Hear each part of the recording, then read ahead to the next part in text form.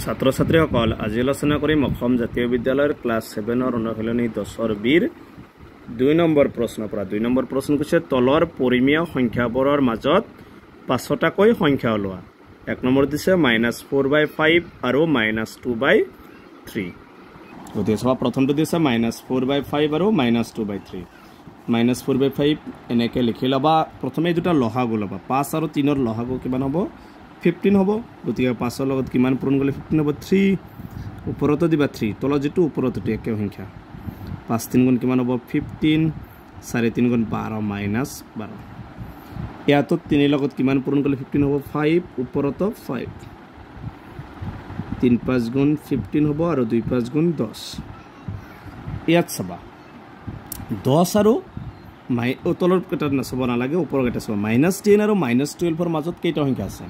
মাত্ৰ এটা সংখ্যা আছে -11 কিন্তু আমাক ওলাব লাগে পাঁচটা সংখ্যা গতিকে আকৌ লিখিম আমি এইখিনি লিখিম প্ৰথমটো -12/15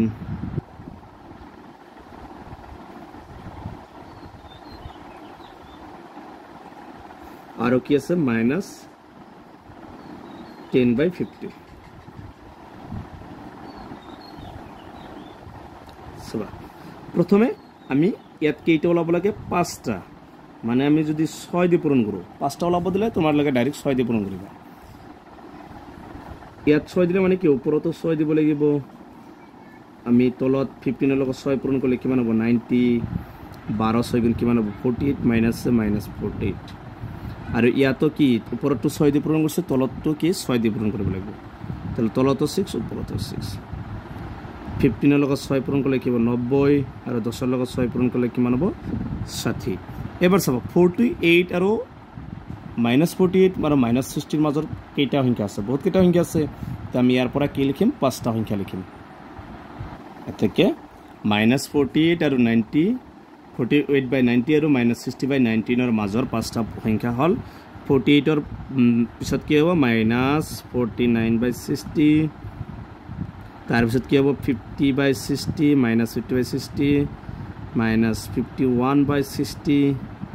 তাৰ পিছত কি হ'ব -52/60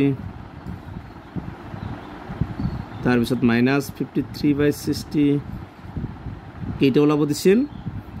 পাঁচটা ওলাব দিছিল 1 2 3 4 5 গতিকে পাঁচটা হৈছে পাঁচটা সংখ্যা আৰু লিখিব পাৰিবা -54/60 একদম -59/90 লৈকে 60 নহয় সৰি 90 হ'ব গোটেইটা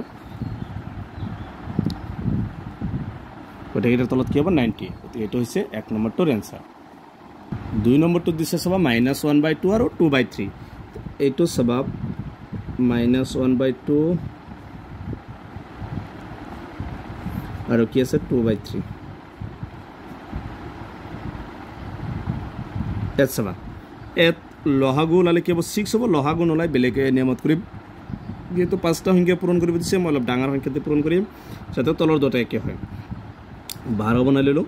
তেতিয়াহ'লে ওপৰতো 12 ল'বা 2 12 গুণ 24 এনেকৈ লিখিলে আৰু পিছত আৰু পূৰণ কৰিব নালাগে 12 লগত 1 পূৰণ কৰিলে 12 -12 ইয়াত চাবা 24 হ'ব লাগিব কি হ'ব 8 দিব লাগিব তেতিয়াহ'লে ওপৰতো কি দিব লাগিব 8 2 8 গুণ 16 আৰু 3 8 গুণ 24 এইবাৰ চাবা এইটো ডাঙৰ সংখ্যা নিদিলে হ'ব 6 দি কৰিলে হ'ব যেহেতু এইটো মাইনাছত আছে প্লাছত আছে তোমালোকে ডাইৰেক্ট 2 3 গুণ 6 এতে 2 লগত 3 পূৰণ কৰিলে হ'ব ওপৰতো 3 কৰিবা যেহেতু এটা মাইনাছ এটা প্লাছ ইয়াত পাঁচটা সংখ্যা ওলাই যাব গতিকে আমি লিখিব লাগে যে -1/2 আৰু 2/3 ৰ মাজৰ পাঁচটা সংখ্যা লিখিব লাগে এতিয়া এবাৰ ইয়াৰ মাজত বহুত কেইটা সংখ্যা আছে মাইনাছ একদম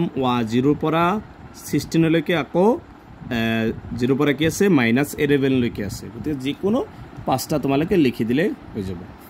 তো এনেকৈ লিখো মাইনাছ কেইটা লিখো এনেকৈ লিখিব আৰু -11/24 -10/24 -9/24 -8/24 -7/24 বা এনেকৈ লিখিব পাৰিবা 15/24 14/24 ইয়াৰ পৰা প্লাছৰ পৰা লিখিব পাৰিবা এনেকৈ লিখিব পাঁচটা লিখিব দিছে গতিকে পাঁচটা লিখিছোঁ এইটো হৈছে 2 নম্বৰটোৰ এনসাৰ 3 নম্বৰটো চাবা 1/8 আৰু 2/5 তো 1/8 1 * 8 লিখি ল'বা তাৰপিছত চোৱা 8 লগত 8 5 লহগু কিমান হ'ব 40 গতি 5 পূৰণ কৰিবা ওপৰত 5 পূৰণ কৰিবা তলত কিমান হ'ব 8 5 গুণ 40 আৰু ওপৰত হ'ব 1 5 গুণ 5 ইয়াতো 40 হ'ব লাগিব যেটো লহগু তলৰ দুটা একে হ'ব লাগিব 5 লগত কিমান পূৰণ কৰিব লাগিব 8 ওপৰত 8 কিমান হ'ব তলত 5 8 গুণ 40 আৰু ওপৰত হ'ব 2 8 গুণ 16 এতেকে আমি 5 আৰু 16 ৰ মাজৰ পাঁচটা সংখ্যা লিখিব লাগে এতেকে 1/8 আৰু 2/5 ৰ মাজৰ পাঁচটা সংখ্যা হল এনে আমি এৰ পৰা লিখিব পাৰিবা 15/40 লিখিব পাৰিবা এৰ পৰা লিখিব পাৰিবা 6 5 ৰ পিছত কিব 6 এৰ পিছত লিখো 6/40 তাৰ পিছত কি হ'ব 7/40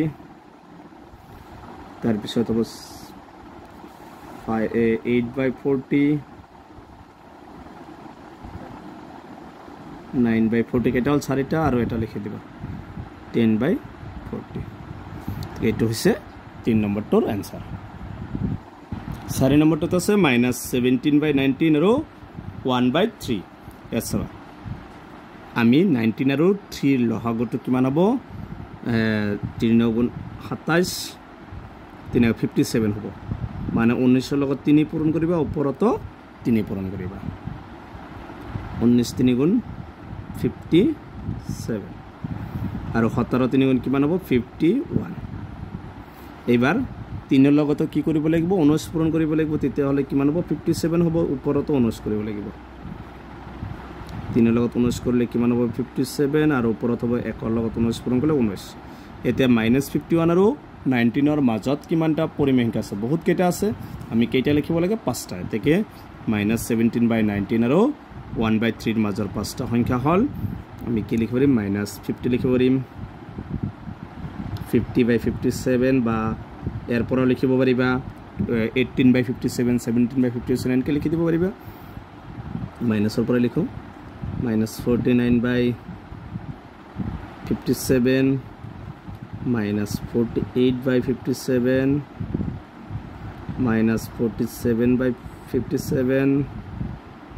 -46/57 এইটো হৈছে 4 নম্বৰটোৰ आंसर 5 নম্বৰটো দিছে -3 আৰু 2 এবাৰ চাবা -3 তলত একো নাই মানে কি আছে এটা 1 আছে আৰু 2 তলত একো নাই মানে কি আছে এটা 1 আছে এবাৰ চাবা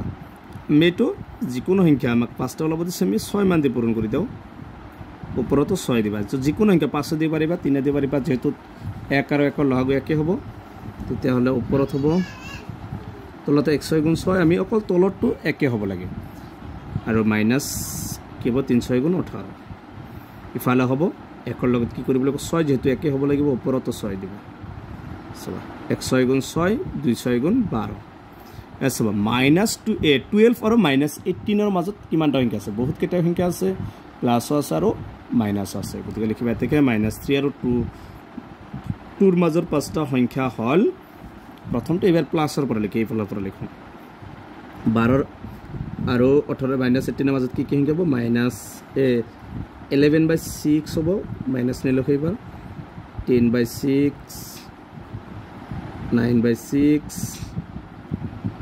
8/6 7/6 কেইটা লিখিব দিছে আমাক পাঁচটা 1 2 3 4 5 তোমালোকে এর পৰা লিখিবা -17/6 -16/6 এনেকৈ লিখিব